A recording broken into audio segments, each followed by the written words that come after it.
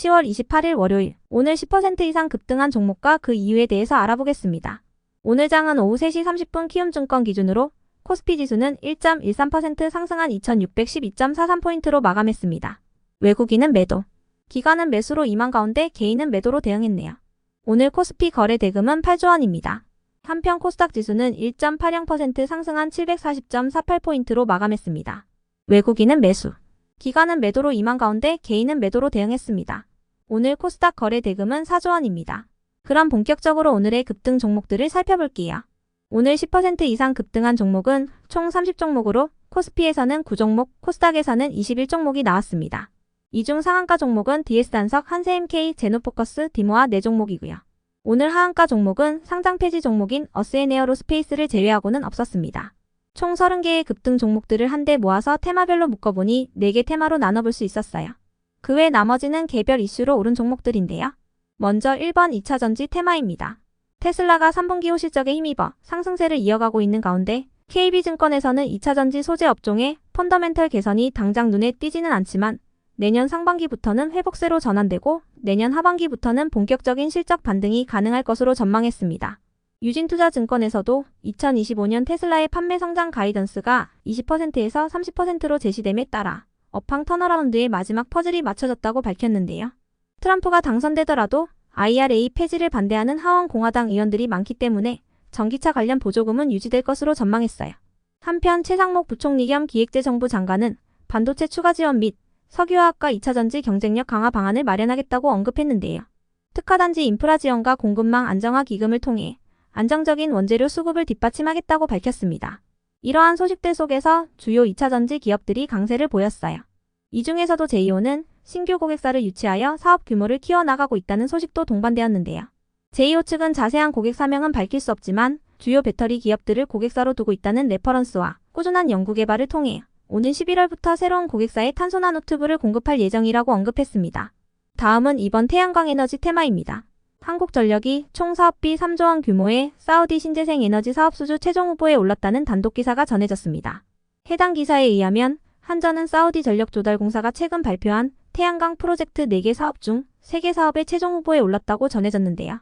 이번 수주에 성공한다면 향후 25년간 사우디 전력조달공사와 전력 판매 계약을 체결하여 안정적인 수익 창출이 가능할 것으로 기대되고 있습니다. 이와 관련하여 한전 관계자는 사업 참여를 추진 중이라며 총 3개의 개별 사업 여건이 서로 달라서 최종 수주 여부와 규모는 결과가 나와봐야 알 것이라고 밝혔습니다. 해당 소식에 태양광 에너지 등의 신재생 에너지 관련주들이 시장에서 주목받았습니다. 이 중에서도 지투파워는 미국 파이브스톤 에너지 그룹과 투자 및 사업협력 양해각서를 체결하고 미국 진출을 본격화한다는 소식이 지속 호재로 작용되고 있는데요. 이번 양해각서를 통해 모든 제품에 대한 사업 협업과 약 300억 원대의 투자 유치 및 첨단 기술 이전을 받는다고 알려졌어요. 이와 관련하여 회사 관계자는 향후 지속해서 미국 사모펀드 GEM으로부터 2천억 규모의 추가 투자를 받을 계획이라고 밝혔습니다. 다음은 3번 엔터 주류 테마입니다. 로제의 신곡 아파트가 뜨거운 반응을 얻고 있다고 전해지면서 관련주들의 강세가 이어지고 있는데요. 아파트는 한국의 술자리 게임인 아파트 게임에서 착안한 곡으로 최근 로제가 소맥과 김치볶음밥을 소개하는 영상을 올리면서 한국의 술 문화가 관심받고 있다고 전해졌습니다. 아파트의 인기가 지속되면서 한국 문화에 이어 한국 주류가 전 세계에서 인기를 끌 것이라는 기대감도 나오고 있는데요. 이 같은 소식에 로제의 음원을 유통하는 YG 플러스를 중심으로 엔터 및 주류 관련주들이 상승세를 보였습니다. 이 중에서도 디어유는 중국 최대의 음악 플랫폼 기업인 텐센트 뮤직 엔터 그룹과 전략적 제휴 및 서비스 계약을 체결했다고 밝히면서 상승했는데요. 텐센트 뮤직 엔터 그룹의 음악 스트리밍 플랫폼인 QQ뮤직 안에 디어유의 버블을 오픈하여 중국 사용자들이 직접 현지 인기 스타들과 소통할 수 있는 기회를 제공한다고 전해졌습니다. 다음은 4번 반도체 테마입니다. 지난주 금요일 플래시 메모리 반도체 제조기업인 웨스턴 디지털이 호실적에 힘입어 4.7%의 상승세로 마감한 가운데 엔비디아를 비롯한 주요 반도체 기업들도 상승세를 보였습니다. 특히 엔비디아는 잠시지만 애플의 주가를 추월하며 시가총액 1위를 탈환하기 위한 움직임을 보였어요. 한편 대만 언론사인 디지타임스는 관련 공급망에서 입수한 정보를 인용하여 엔비디아가 삼성전자를 HBM 공급사에 포함하는 조건부 승인을 내렸다고 보도했는데요. 해당 기사에 의하면 엔비디아는 일시적으로 HBM 물량 부족 현상이 나타나자 생산 차질을 피하기 위해 삼성전자 제품을 활용하고 있는 것으로 분석되고 있습니다. 다만 아직 정식으로 공급망에 포함되지는 않았다며 삼성전자가 엔비디아에 제공하는 HBM의 기술적 사양과 출하량은 제한적 수준에 그칠 것으로 전망했는데요. 이 같은 소식에 33거래일 연속 외국인의 매도세가 이어지며 52주 신저가를 이어가던 삼성전자의 저가 매수세가 유입되었고 일부 반도체 기업들이 상승세를 보였습니다. 그 외 나머지는 개별 이슈로 오른 종목들인데요. 먼저 DS단석은 필립스 66 인터내셔널과 1조 200억 원 규모의 공급 계약을 체결했다고 공시하면서 상한가로 마감했습니다. 이번 계약은 바이오 항공유 목적에 전처리 된 제품 공급 계약으로 DS단석의 최근 매출액 대비 95%에 해당하는 금액이라고 밝혔습니다. 이어서 한세엠K와 모나리자는 최근 한국 ESG 기준원에서 주관하는 환경, 사회, 지배구조 평가에서 최고 등급을 받았다고 전해지며 상승한 것으로 파악되고요. 한편 제노포커스와 다보링크, 오리콤, IM의 급등 이유는 파악되지 않았습니다.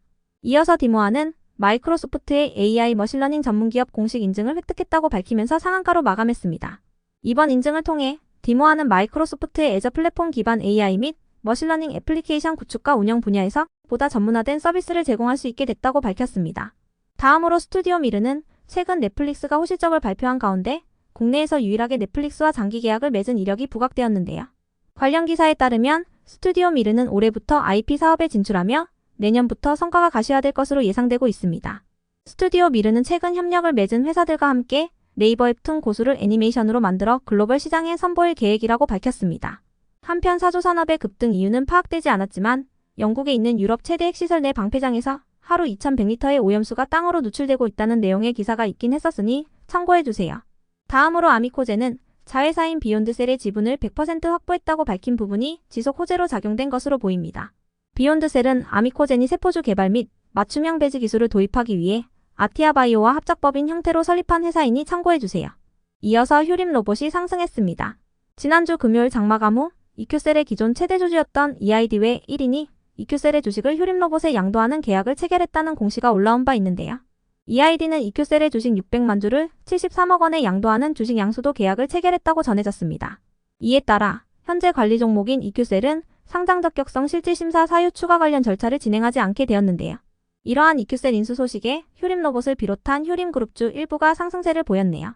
다음으로 로보로보는 11월 6일부터 이틀간 싱가포르에서 열리는 에듀테크 아시아 전시회에서 AMD가 공동 부스로 참가한다고 밝히며 상승했습니다. 에듀테크 아시아 전시회는 아시아 최대 규모의 에듀테크 및 교육과학 전문 전시회라고 하네요. 이어서 프레스티지 바이오파마는 특별한 호재 없이 강세를 이어가며 52주 신고가를 경신하고 있는데요. 최근 자회사가 신규 사업을 완공하고 다음 달 중으로 첫 번째 국제 심포지엄을 개최한다고 밝힌 바 있으니 참고해주세요. 다음으로 비보존 제약은 관절 강용 생체 재료인 트로피엔을 출시한다고 밝히면서 상승했습니다. 트로피엔은 무릎 관절강에 주사하여 관절 부위의 물리적 마찰을 줄여 통증을 조절하는 조직수 복용 생체 재료라고 하네요. 이어서 와토스코리아는 주가 안정 및 주주가치 제고를 위해 삼성증권과 20억 원 규모의 자사주 취득 계약을 체결했다고 밝히면서 상승했습니다. 계약 기간은 내년 4월 24일까지입니다. 끝으로 티플렉스를 비롯한 히토류 관련주들이 상승했습니다. 중국 정부가 반도체를 비롯한 주요 산업의 필수로 쓰이는 히토류와 희귀광물에 대한 수출 통제를 한층 더 강화한다고 전해졌기 때문인데요. 중국 수출업체들은 이번 달부터 히토류 수출 물량이 서방 공급망 내에서 어떻게 사용되는지에 대해 당국에 구체적으로 단계별 추적 정보를 제공해야 한다고 알려졌습니다. 또한 중국 정부는 히토류 채굴 및 생산 기업들에 대한 소유권도 사들이고 있으며 중국 내에서 마지막으로 외국인 소유로 남아있던 히토류 정제 공장 2곳도 중국 국유 기업으로 소유권을 이전 중이라고 전해졌어요. 이와 더불어 히토류의 채굴 정제를 국가 기밀로 분류하고 관련 정보에 대한 통제도 강화하고 있다고 하는데요. 이 같은 소식에 히토류 관련주들이 시장에서 부각되었습니다. 그럼 오늘의 거래량과 거래대금 상위 종목들을 시장별로 살펴보고 마칠게요.